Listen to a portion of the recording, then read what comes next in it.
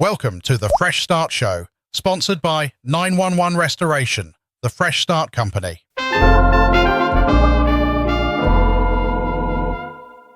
Welcome back, everybody, for another deep dive. This time, we're talking about something that literally hits close to home. Literally. Termite protection. Oh, yeah. Something that every building manager really needs to understand to keep their properties safe. Absolutely. And you were kind enough to provide us with this really interesting guide. Yeah. All about protecting properties from these tiny but mighty silent destroyers. And the stakes are pretty high, right? We're talking billions of dollars in damage every year. Oh, yeah. Billions and billions across the country. Not to mention the headaches and the stress that come with an infestation. Exactly. So today we're going to uncover this world of massive colonies, hidden destruction, damage that goes way beyond just wood. Oh, yeah, that's right. So to kick things off, I want to turn to you. What's the key to staying ahead of these tiny terrors? Well, it really comes down to knowing your enemy, right? This guide does a great job of breaking down the three main termite groups, subterranean formosan and drywood termites.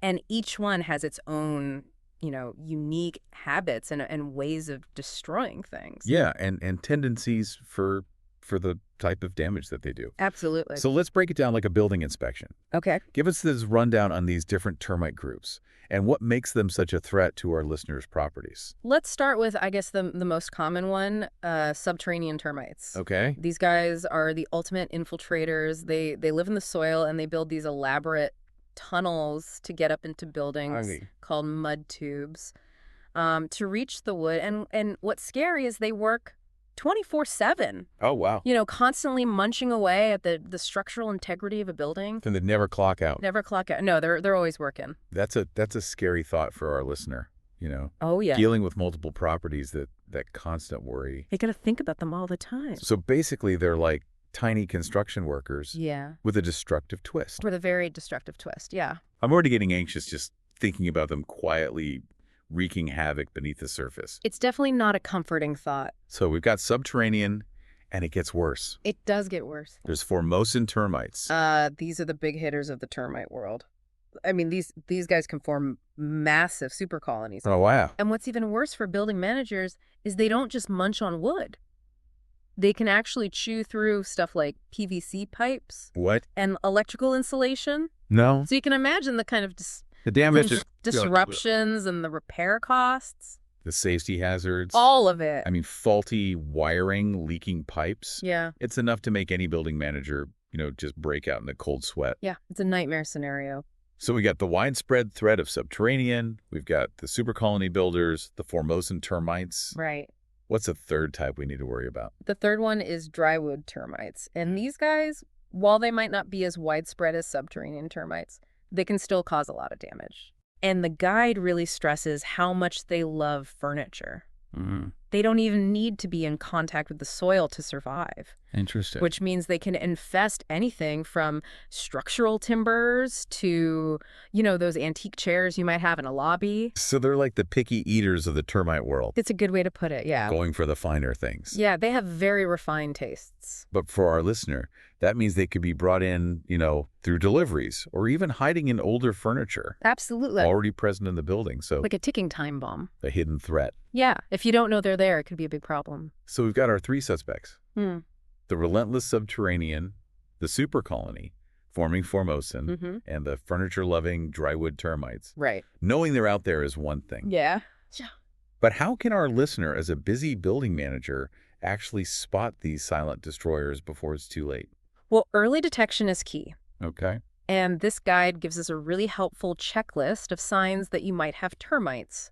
Oh, good. The most obvious sign is if you see swarmers. Okay. These are winged termites that come out from the colony to mate and start new colonies. Okay. And if you see them inside a building, it's a pretty clear sign that you already have an infestation. So swarmers are basically the alarm bells going off. They're like the termite version of a smoke detector. Yeah. Okay, so swarmers, bad sign, but the guide also mentions discarded wings. Yeah. What's the deal with those? So after swarming, they shed their wings, and they often leave piles of them near windows and doors.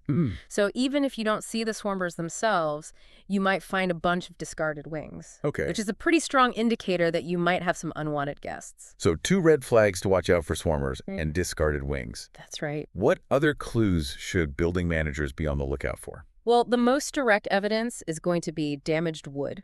Okay. Termites eat wood from the inside out. Right. So you might notice things like blistering or sagging paint, wood that sounds hollow when you tap on it, Yeah. or even wood that crumbles really easily. I can imagine tapping on a wall and hearing that hollow sound. Uh-oh.